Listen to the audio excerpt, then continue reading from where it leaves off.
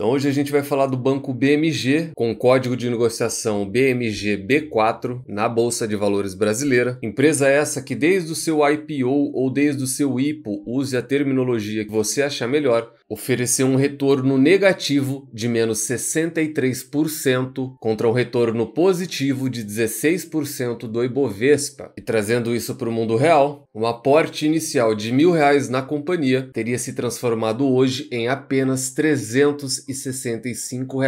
Você teria tomado quase R$700 de prejuízo e, além desse prejuízo, o custo de oportunidade por ter ficado travado tanto tempo em uma empresa sem fundamentos. E é sobre isso que a gente vai falar hoje. É mais um alerta, o mesmo alerta que eu já dei no setor de varejo. Não se enganem, o setor bancário financeiro também tem suas armadilhas.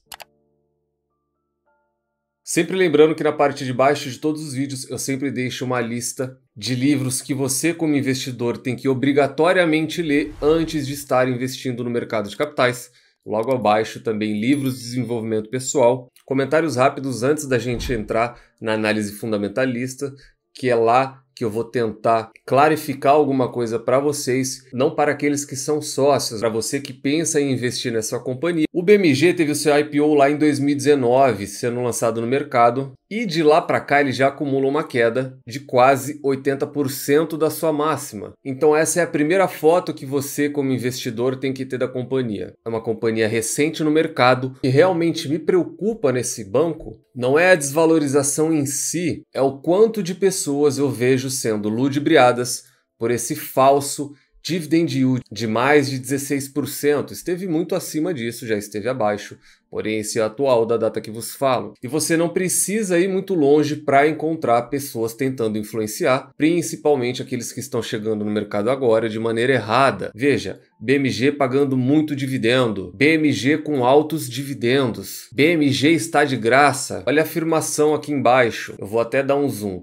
BMG é um ouro, ou seja, como se o BMG fosse uma verdadeira mina de ouro. E aqui, por sinal, pelo menos um mais interessante, mais decente, Banco BMG não venceu no digital como o Inter e Nubank, segundo o comentário do vídeo, para eu não precisar voltar mais a falar disso. Eu tenho, ele é classificado como junk, mas a gente vai falar disso lá na frente, só para vocês entenderem que eu não tenho viés para defender esse banco ou atacá-lo. Muito se falava, desde a sua oferta, que ele iria vencer no mercado digital, porque na época estava aquela moda de Nubank, C6 Bank e Banco Inter, e as pessoas foram de alguma maneira ludibriadas, acreditando que de alguma maneira o Banco BMG, que é um banco focado em consignados, seria o Nubank, seria o Banco Inter. Esqueçam, isso é uma falácia de tudo aquilo que eu já vi e vivi no setor bancário financeiro. O BMG não será um Nubank, o BMG não será um Banco Inter. E não se enganem com aqueles gráficos da apresentação que eles colocam o crescimento do digital, que eles vêm multiplicando por muitas, dobrando a quantidade de clientes, eles não conseguem rentabilizar como o Nubank e Banco Inter vem fazendo. Então não, ele não será um gigante do digital. Segundo ponto, toda essa derrocada ela já vinha sendo alertada por poucos e inteligentes analistas que acompanharam o banco mais de perto. Abre aspas, IPO do BMG pode ser um fracasso, alertam casas de análise. Tudo isso está na literatura. Tudo isso, investidor que de fato tem vontade de perseguir conhecimento e estudar antes de investir, vocês já saberiam disso muito antes da empresa ser lançada na Bolsa de Valores, porque ela tinha preço de ação forte e uma alta concentração apenas no crédito consignado. De lá para cá, o que mudou? Nada. A empresa ainda atua fortemente no consignado, a empresa ainda tem uma questão jurídica de litígios altíssimos, inclusive dando prejuízos trimestrais. E veja, casas de análise, inclusive desaconselhando a participação de seus clientes na operação. Então o IPO que saiu na faixa de 11,60 a 13,40, hoje você tem uma ação na casa dos R$2, você percebe que não era tão difícil assim para aqueles que simplesmente observavam os números do balanço da empresa. Banco BMG, que é controlado pelos Guimarães desde a sua fundação, o que ele fez? Ele lançou 120 milhões de ações preferenciais, são as ações PN. E aqui já seria o segundo alerta para você investidor. Percebam que a gente não está nem na análise fundamentalista, falando de ROI, falando de lucro líquido, nem nada disso. Nós estamos apenas falando de informações disponibilizadas inicialmente. E o segundo ponto seria: a empresa não lançou ações ordinárias com direito a voto, a empresa lançou apenas ações preferenciais, ações no mercado secundário e o pior de tudo, com baixo free float, mas desse a gente vai falar já já e eu vou explicar para você o que isso significa. Tendo inclusive o pessoal da Nord sendo mais veemente, como eles mesmos descrevem na matéria, abre aspas, fujam do IPO do BMG. É uma empresa com baixo retorno, quando comparado a empresas do mesmo setor, do setor bancário financeiro, é uma empresa com baixas margens e uma empresa que atua apenas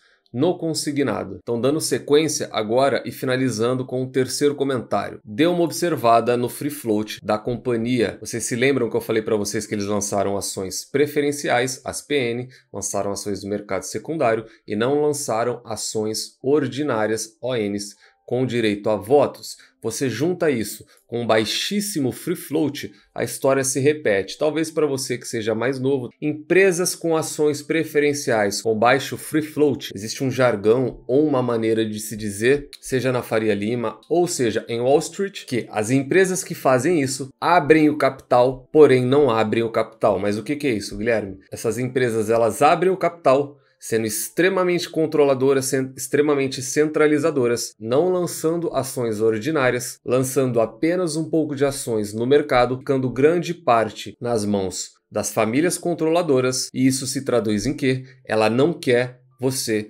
como sócio. Empresas que fazem isso não estão nem aí para o acionista minoritário e pior, tanto na Faria Lima quanto em Wall Street, é comum dizer isso porque o controlador, o que ele faz? Ele pega desde o IPO da companhia, lança poucas ações no mercado, as ações são lançadas a R$10, no momento em que elas despencam para casa de R$2 ou R$1, o que eles costumam fazer? Uma OPA, que é o inverso do IPO ou do IPO. A OPA é Oferta Pública de Aquisições, mais comumente conhecido como fechamento de capital. Então vejam se não é um excelente negócio. Você lança a companhia a 10, recompra ela toda a 1, veja quanto dinheiro você colocou no seu bolso, mesmo que isso prejudique o acionista minoritário e incauto. Por que incauto? Porque, de novo, se você olhasse os números e seguisse boas pessoas, boas casas de análise, você já teria sido alertado e não teria caído nisso. E de lá para cá, a situação se desenrola. Trocaram recentemente o CEO da companhia. O novo CEO é o Félix Cardamone, sendo que até então nós tínhamos a Ana Carina Bortoni, ela que era a primeira mulher na posição de presidente de um banco privado do país. E quem assumiu agora, como eu disse, foi o Félix Cardamone Neto, desde o mês passado. E apenas para fechar esse ponto,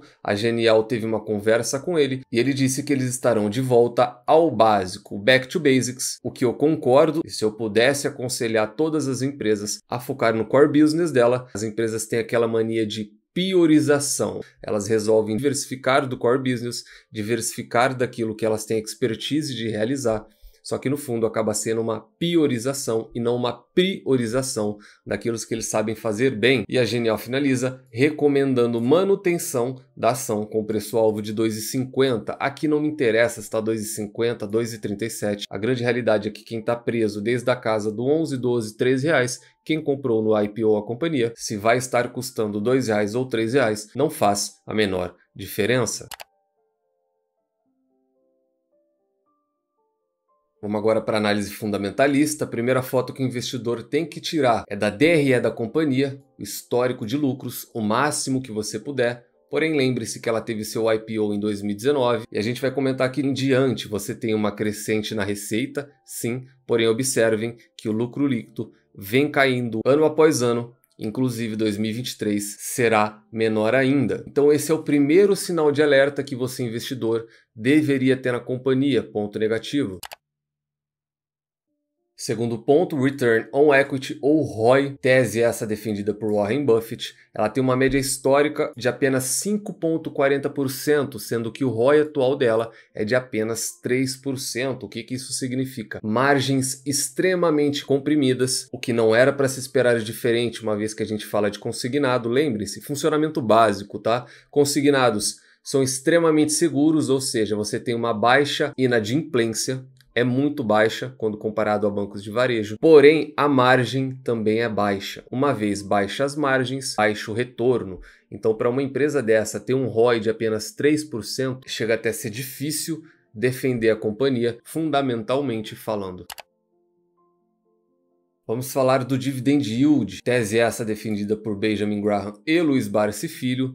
Ele tem uma média histórica de 9,67 e aqui está o X da questão. Ele já teve um yield próximo de 17% e é aqui que mora o perigo. Diversas pessoas, inclusive recomendando, diversas pessoas influenciando pequenos investidores, diversas pessoas chamando isso daqui inclusive de uma mina de ouro. Atentem-se, isso é insustentável, isso não existe. A empresa não cresceu 16% o seu lucro líquido, ela não cresceu 16% o seu retorno. Esse yield de 16% não é devido ao crescimento da empresa, ele é devido à queda das ações. Imprescindível que vocês entendam isso. A empresa não melhorou, a empresa piorou e as ações despencaram. Você mantém uma política de dividendos agressiva, o resultado é esse. Cuidado para não se iludirem, isso não é sustentável. Quarto ponto a ser analisado, preço sobre lucro ou PL, tese essa de Robert Shiller, sempre seguindo a tese de regressão à média de 1988. Ele tem uma média histórica de 11,91, porém como são apenas 4 anos, é extremamente difícil de se balizar apenas pelo preço-lucro, ainda mais de uma companhia que tem os seus lucros caindo ano após ano. Então, a gente chega à parte mais importante de todos os vídeos, gerenciamento de risco. Gerenciamento de risco esse que se você não faz, faça, aprenda a fazê-lo, estude ou nos acompanhe aqui no canal que eu sempre vou trazendo um pouco da minha metodologia para vocês. Falamos do BMGB4, ele é um banco e ele tem uma nota 2, sempre lembrando que notas 1 e 2 são junks especulativos e notas 3, 4 e 5 são boas, ótimas e excelentes empresas, respectivamente. E eu vou tentar ser bem sucinto, que eu acho que é a melhor maneira de eu tentar passar para vocês, através da minha metodologia e do meu pensamento, como eu enxergo ações, não só de bancos, como eu enxergo ações com notas 1 e 2 de caráter especulativo e sem fundamento. Ele é um banco pequeno, ele é um banco que só tem ações PN, ele é um banco de free float baixíssimo, ele é um banco que não quer ter sócios, a empresa acabou de trocar o seu CEO, uma empresa bancária que inclusive ofereceu